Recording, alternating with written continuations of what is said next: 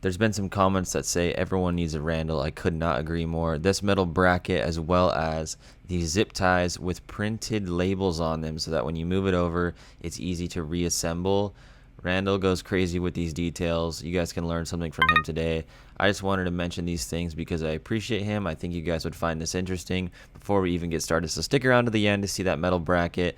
Let's dive into this process. It's a big day. In today's video, we go over putting the 2005 STi dash in this 1996 Impreza. There's really two options you need to know when getting into this if you're looking into doing a build like this on an Impreza. Most people put a 2.5 RS dash if you want to do the purest thing. So you find on eBay or whatever, you just look up Subaru 2.5 RS dash, interior pieces, get everything that you can. It's not as easy to get as something like a 04, 05, 06, 07 interior, obviously, because there's not as many 2.5 RSs out there, but they are out there and you have to pay for them, and then you get the white gauge cluster and everything else like that that's in them. It would be cool to have that, but I don't really feel like going through all that. It's nice just to have everything working. As far as the air conditioning, we're taking everything from this running 2005 and putting it in here, so it's just way easier to do. And I'm not super picky on being the guy that has like every purest part. I think that's really cool and I value that, but for me, I'm cool with the 05. I think it looks cool. They were my favorite cars, the 05, 06, 07 growing up. And to just have that interior in here is just gonna be a piece of my childhood in this car. So I think it works out great. And if you're new to this, the 2.5 RSs are like 1999 to like 2001, I think. Something to keep in mind is that this is a pretty lengthy process and it's not gonna be the most entertaining thing, but I encourage you to watch all the way through because you're gonna learn it's not as scary as you think to do something like this. And I think you'll learn something and take away from it and have a better understanding of just breaking it down into steps. It's not too bad. The process starts with removing the interior. We have the shifter bezel, the reverse lockout, AC controls, our stereo screen. All this pretty much comes out with a little bit of patience, removing all of the plugs, plastic clips, and then stopping on all the plugs, putting one of the zip ties on them that I mentioned in the beginning of the video, labeling it, and then continuing to move forward.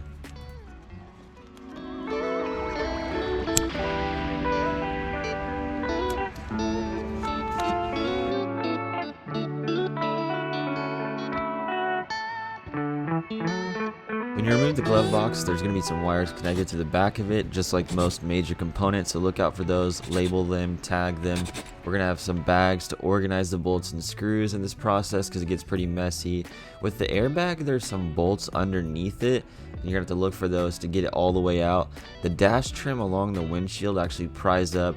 Take that off to get to the bolts that holds the dash from the top. Once we get done with this, we will move on to the steering column that's held on by 4 nuts.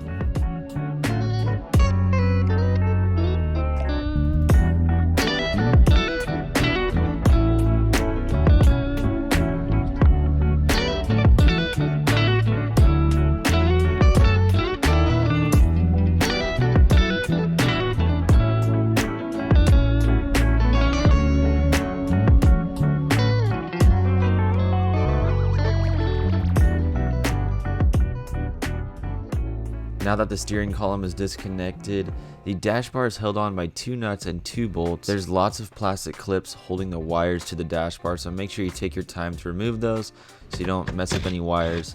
The wires are actually pretty sticky. And right now we're going to be disconnecting the HVAC box in the middle. This controls which way the hot or cold air goes, left or right.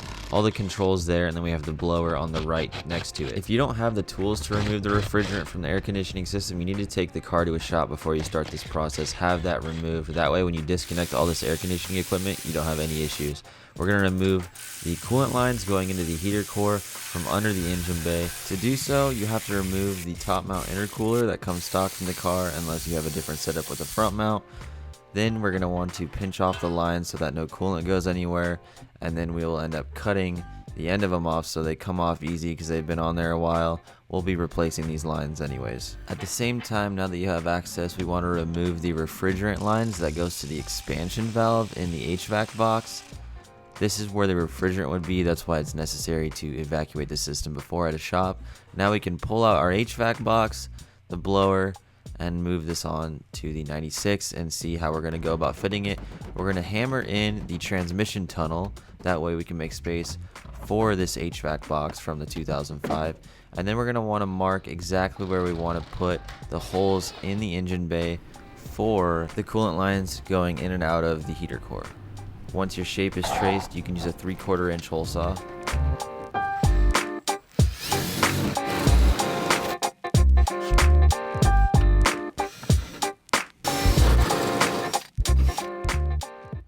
Moving on to the next fitment situation, we're going to want to cut off these tabs to make space.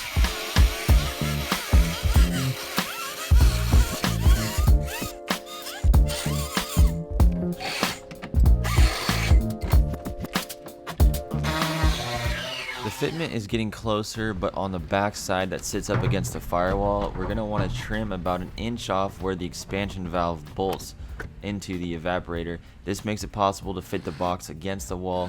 Tape off the 2 holes in the evaporator so you do not get debris in it. This was a mistake. The evaporator will need to be replaced now.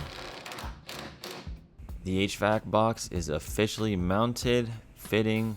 Everything's been modified, so we're good to go. Now we can move on to the blower to the right of it.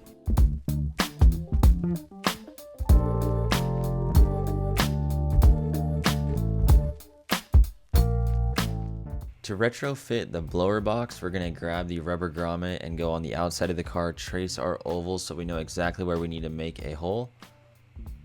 From there, we're going to be creating some tabs with some basic metal pieces you could pick up from Home Depot or your local metal supply. You're going to need to cut off the factory stud that was used to mount the 1996 dash bar up on top. To do something like this and create some custom mounting tabs or brackets, we have our scrap pieces of metal, a bandsaw, and belt sander right on top of the bench ready to go. And with that and our vise and some drill bits and then tap, we were able to get everything done that we needed to.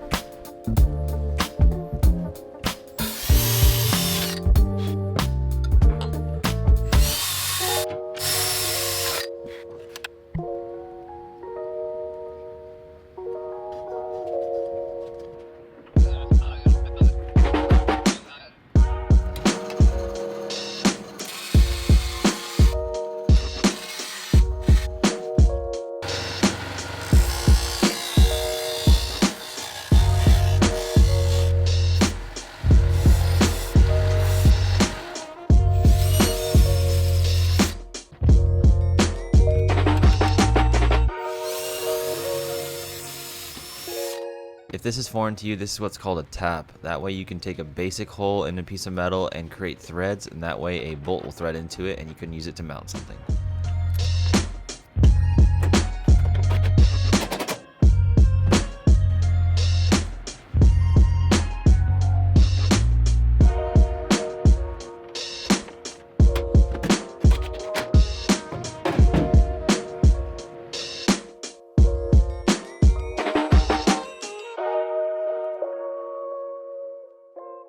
To mount the 2005 dash bar in this car, you're going to have to cut off the lower studs from the mounting plates from 1996.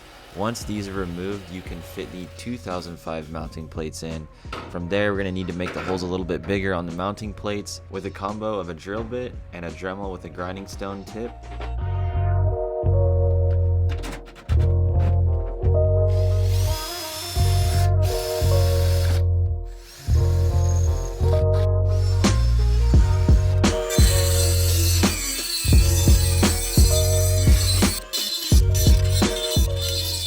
Dash bar from 2005, where the bottom of it meets up with the transmission tunnel, we're going to have to cut off a little bit of that at an angle so it fits flush.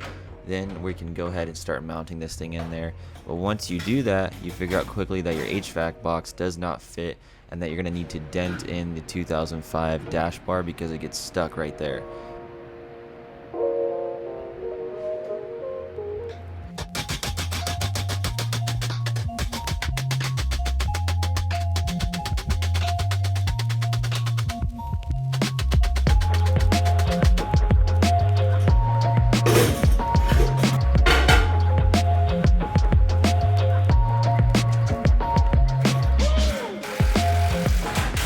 dash bar in place, all major components underneath. Now moving on to the actual dash cap, it's called. The factory mounting points on the left, right, and center are going to need to be trimmed and basically removed so that way it can fit all the way up in the smaller space.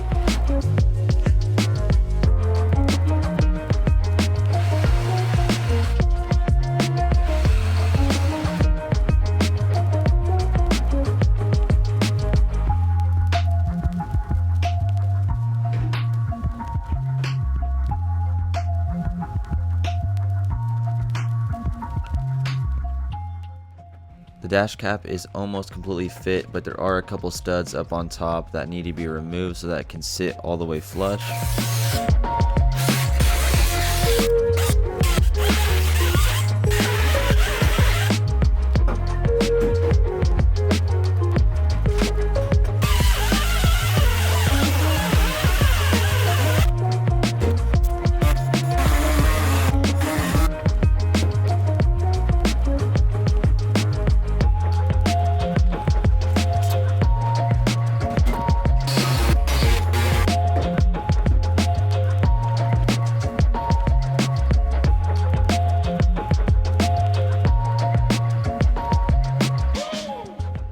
Dash cap back off of the car. We're gonna need to trim about an inch off the top of the dash cap all the way across. We use a pneumatic air saw and then sandpaper the entire edge, that way you can remove any sort of plastic burrs and make it look as smooth as possible. It's one thing to watch this process, but to go out there and do it, you need extreme clarity. So here's an overview so that you have the ultimate confidence. Randall, first question for you, was it easier or harder than you thought? It actually was a little easier than I thought. It doesn't bolt in 100%. There'll be a few things that you will notice if you guys do attack this yourself. The only really big things is the air conditioning box from the 05 does not line up with the 96. So that means you're gonna have to cut out some custom holes in the firewall for your heater core lines to pull out. So right here, these two lines are for the heater core. So on the factory 96 heater core, they actually came out from this and these two holes right here to the left and right of this T-bone motor mount brackets. These holes right here had to be cut. It's a little bit tricky and kind of nerve-wracking to get it lined up perfectly to know exactly where you're going to cut it from. But I did watch another video on YouTube from Swiss Tuned, I believe it was, which I kind of got a little bit of an idea from him because he actually did the swap himself. So after watching that, I knew exactly where this box needed to go, and then I kind of just attacked it from there. For the expansion valve on the evaporator here, I still have to cut this oval that you can see traced out. This is going to be for those two lines to come out for the AC, and then the expansion valve itself will bolt in to the evaporator behind the firewall here. So I'm going to get ready to attack that, but everything else is a lot simpler than you think. There was only a couple little brackets that I had to make, which were very simple and straightforward, which I'll show you here in a second. So the first bracket that I had to make was this little piece right here. The heater blower box right here does not line up to, this is where the factory one would bolt into, but obviously as you can see it did not bolt up, so I just made a piece out of cardboard to kind of get an idea as to how far and how I wanted it, and then I traced that out onto a piece of metal, and which is how I got this right here. And this right here is super secure and not going to go anywhere. So the trimming up here on the dash, there was you can kind of see where these rough pieces of plastic are. This right here had to be trimmed all the way around in order for it to fit all the way up flush to the front of the dash. There are a couple other brackets that I did make, which are right here. These are just two pieces of aluminum, or I have a piece right here and then another one on the other side, but this right here is taking place of the 96 where it would bolt in up here. That's what these little tabs right here take place of, so it's not, the dash is secure and not going anywhere. This top trim piece right here is gonna also have to be trimmed to fit. So once this is in here, if I can get it in here, right here, this piece of the plastic is gonna be in the way of where the windshield's gonna mount. So the windshield glues in right here along this piece, and that's to where this sits above that piece. So I'm thinking right here on this little indentation where it bends is where I'm going to cut it all the way across. I'm still trying to figure out as to how exactly that I want to cut it, just so it looks perfect. With a saw or any kind of handheld device, it's going to be real kind of, you'll see all the imperfections. So I'm still trying to figure out that and as to how I want to attack it, but that will be coming very soon. Going from a 4-door to a coupe, as this is only a 2-door. The 05 dash does not go all the way back because on the 05 there's another piece in the rear, so I had to make this little custom piece right here, which honestly really serves no purpose along besides basically filling in this gap right here. So this right here is just going to be, we're going to carpet right over top of it and you'll never even know that it's there, but it's more so just to keep this piece secured. And I'm going to have to bolt the center console in still right here in the base of the glove box. I still got to make a bracket for that, and then this right here will be 100% secured. To be honest, it probably took me like 3 hours just to make that, so I was getting after it, and I was like, geez, all this just to do that. But it's all about the small things, because come the end, you'll appreciate the small details that you went into to appreciate the car for sure. The dash bar, I did have to make some modifications to the bracket itself. I am using the 05 dash bar and 05 brackets because the 96 dash bar is different than the 05. So if you're gonna want to use the 05 dash in the 96, you will have to use everything from the 05. Essentially mock everything up and make it work. In here I did have to drill some new holes for the bolts. Factory mounting points on the 96 do not line up with the 05, so that's why I had to cut off the studs that were coming out of the 96 here and put in some riv nuts and make my own mounting points.